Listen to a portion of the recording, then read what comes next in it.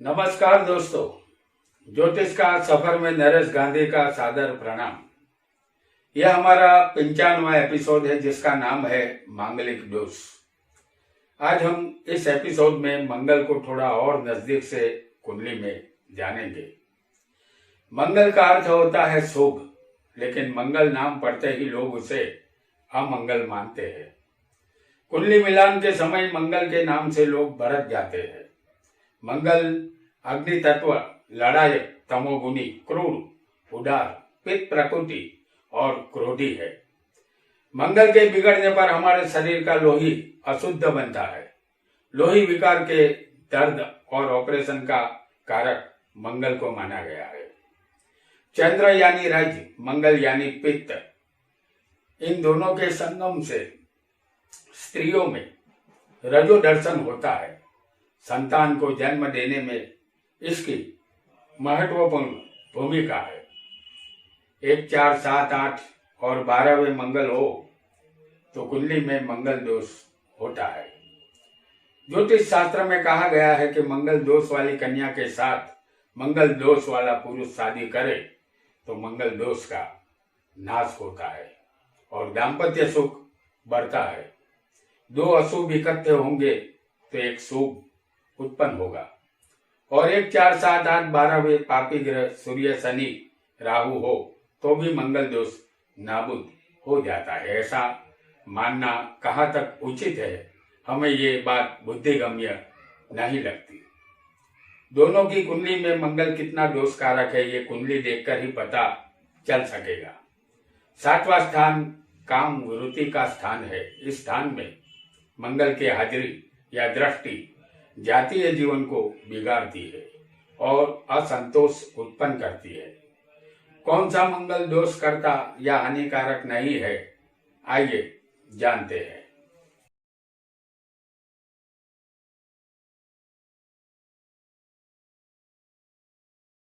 लग्न में यहाँ पर हमने सिर्फ लग्न लिखा है, कोई भी राशि नहीं लिखी है। अगर किसी को लग्न में मंगल होगा और वो मंगल मेष राशि का होगा तो ये दोषकर्ता मंगल नहीं है। अगर चौथे स्थान में किसी को वृश्चिक राशि का मंगल होगा तो इसे भी दोषकर्ता नहीं माना जाएगा। अगर 7वें मकर का मंगल किसी को हो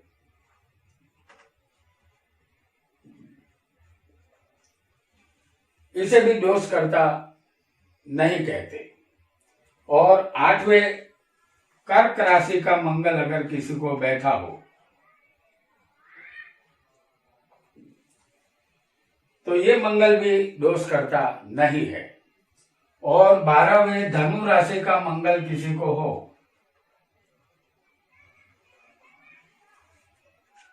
तो इसे भी मांगलिक दोष नहीं कहते। यानी कि इन राशियों में किसी को भी मंगल इसी जगह पर होगा तो ये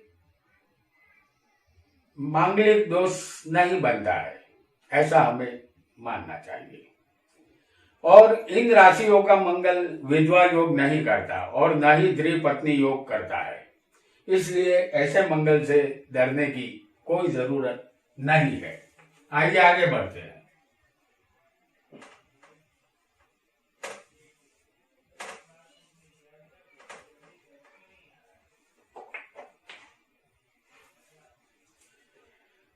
मंगल वक्री हो तो दोष करता नहीं है। मंगल वक्री तब होता है जब सूर्य से 6ठे, 7वें और 8वें मंगल होगा। जैसे हम आपको बता रहे हैं, सूर्य कहीं भी हो सकता है, किसी भी खाने में हो सकता है। उससे 6ठे, 7वें या 8वें मंगल होगा तो उसे वक्री मंगल कहते हैं। जैसे हम 6ठा स्थान ये है, 7वां ये है और 8वां ये है, तो मंगल हम आपको 7वें स्थान में और 8वें स्थान में दिखा रहे हैं, क्योंकि ये मंगल वक्री है और ये भी मंगल वक्री होगा, क्योंकि सूर्य से छठे और सातवें और आठवें चल रहा है, तो उसे वक्री मंगल कहते हैं। ऐसा वक्री मंगल भी मंगल दोष नहीं करता। आइए आगे बढ़ते हैं।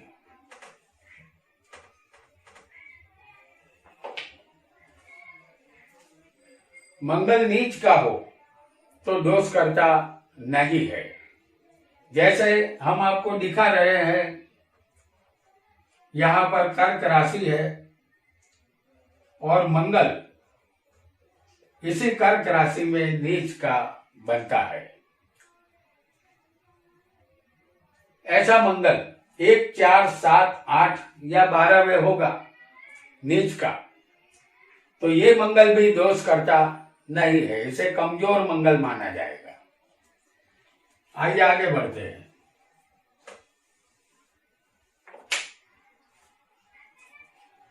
मंगल अस्त का हो तो दोष करता नहीं है। जैसे हम आपको दिखा रहे हैं कि मंगल अस्त का तब होगा जब सूर्य के साथ मंगल होगा। जैसे समझ लीजिए कि यहां पर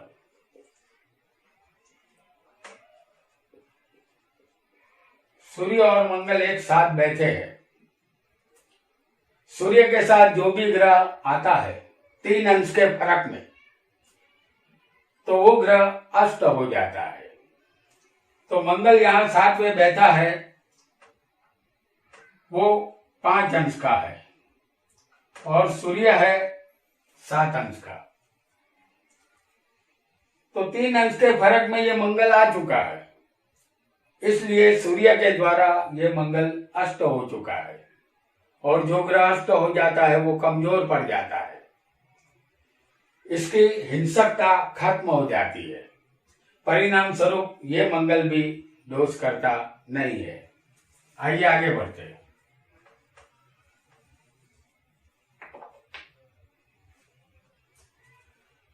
मंगल शत्रु क्षेत्री हो तो दोष करता नहीं होता। मंगल के शत्रु है बुध। अब समझ लीजिए कि यहां पर हम 3 नंबर लिखते हैं, ये बुध का घर है, मिथुन राशि है। अगर यहां पर मंगल हो किसी को, तो हम कहेंगे कि ये शत्रु के घर में बैठा हुआ है, तो इसे शत्रु क्षेत्री कहते हैं। अगर समझ लीजिए यहां पर मंगल हो, कन्या का मंगल, तो ये भी शत्रु के घर में बैठा हुआ है, तो ये मंगल भी शत्रु क्षेत्री माना जाएगा, यानी कि शत्रु के क्षेत्र में बैठा है, तो ये कमजोर मंगल है, तो ये भी दोष करता नहीं है। आइए आगे बढ़ते हैं।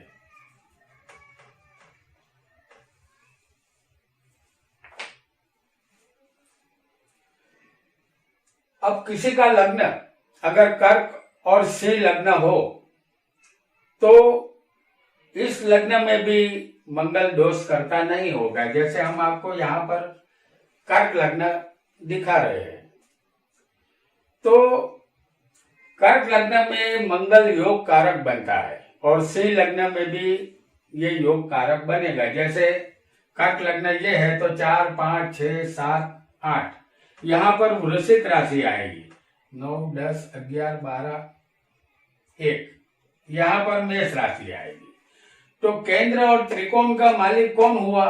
मंगल हुआ। तो इस कुंडली में मंगल योग कारक बनता है, केंद्र त्रिकोण का मालिक, तो ये दोष करता मंगल नहीं होता, क्योंकि इस कुंडली में वो योग कारक बनता है। अगर यहां पर हम सिंह लग्न की कुंडली बना दे,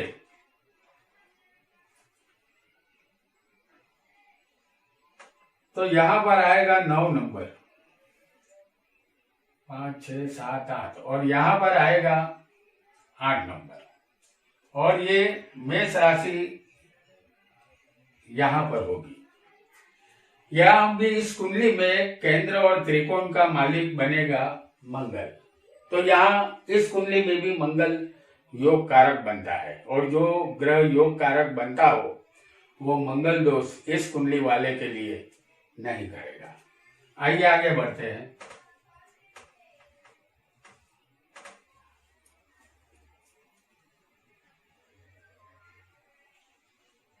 मेष और धनु लग्न में मंगल योग कारक है। जैसे हम आपको बता रहे हैं कि ये मेष लग्न है, अगर लग्न में ही मंगल बैठा है तो ये लगने से, और बलवान होकर मंगल बैठा है तो इस कुंडली में मंगल कभी बुरा फल नहीं देता। अगर यहाँ पर किसी का धनु लग्न हो, जैसे हम आपको बता रहे हैं धनु लग्न, और लग्न में यहाँ मंगल है, तो वो अपने मित्र के घर में बैठा है, क्योंकि लग्न में मंगल का होना जरूरी है, तभी ये योग कारक इस लग्न में कहलाएंगे। आइए आगे बढ़ते हैं। मकर लग्न में उच्च का मंगल योग कारक बनता है। जैसे एक और लग्न में हम आपको बता रहे हैं, यह मकर लग्न है और यहीं पर मंगल बैठा है, तो ये मंगल उच्च का है, क्योंकि मकर राशि में मंगल उच्च का बनता है।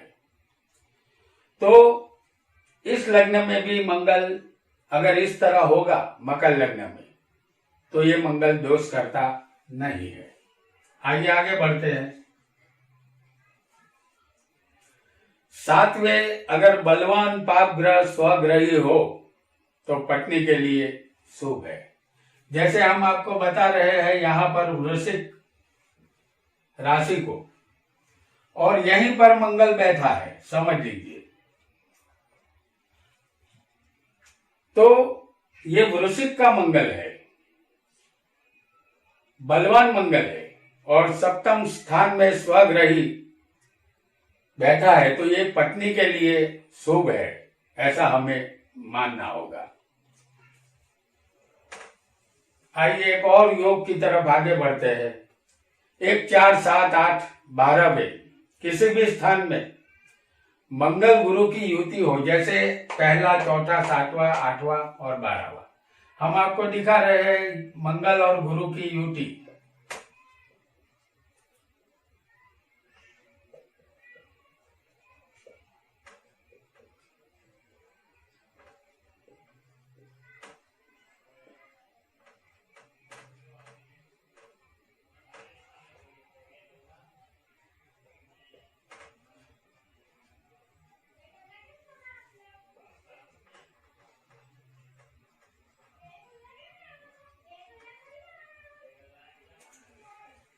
एक, 4, 7, 8, 12 में मंगल या गुरु की युति हो, या मंगल पर गुरु की दृष्टि हो, जैसे हम आपको गुरु की दृष्टि भी दिखा देते हैं मंगल पर।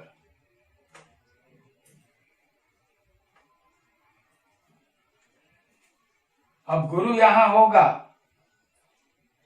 तो इस मंगल पर, 12वें मंगल पर गुरु की दृष्टि आएगी। अगर गुरु यहां होगा तो उसकी 5वीं दृष्टि लग्न में बैठे मंगल पर आने वाली है, और अगर गुरु यहां होगा तो चौथे बैठे मंगल पर गुरु की 5वीं दृष्टि आएगी, और अगर गुरु समझ लीजिए कि यहां होगा तो 7वीं दृष्टि यहां पर 7वें बैठे मंगल पर आएगी, और गुरु अगर यहां होगा तो गुरु की 7वीं दृष्टि इस मंगल पर आएगी। इस प्रकार मंगल दोष नष्ट हो जाता है। आइए आगे बढ़ते हैं।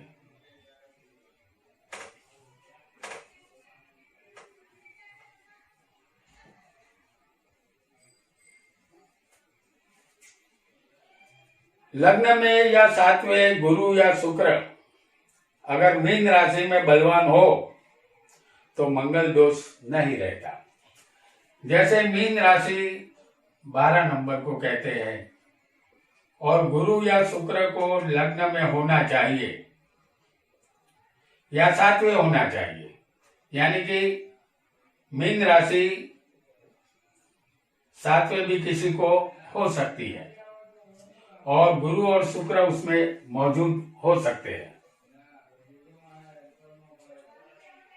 ये दोनों बलवान है, क्योंकि गुरु मीन राशि में स्वग्रही बनता है और शुक्र उसी राशि में उच्च का बनता है, तो ये दोनों बलवान है। और 7वें स्थान में भी यही क्रम है, मतलब कि पहले और 7वें अगर गुरु शुक्र बलवान होंगे, युति बनाकर बैठे होंगे, तो मंगल दोष नहीं रहता। आइए आगे बढ़ते हैं।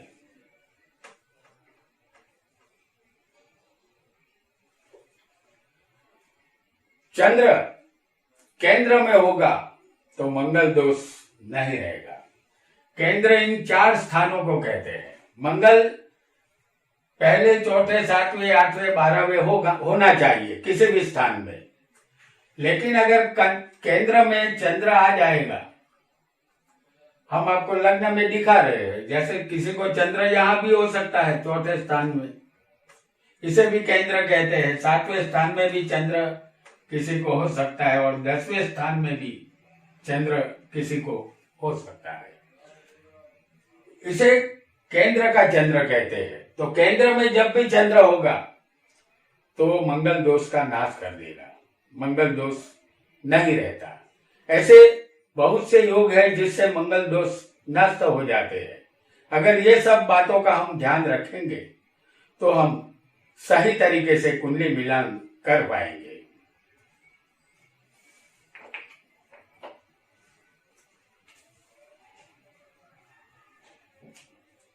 तो दोस्तों, आज हमने मंगल दोष के विषय में विस्तार से जाना। आगे ऐसे ही रोचक जानकारी लेकर हम आते रहेंगे। आज के लिए इतना ही। आपका बहुत बहुत धन्यवाद।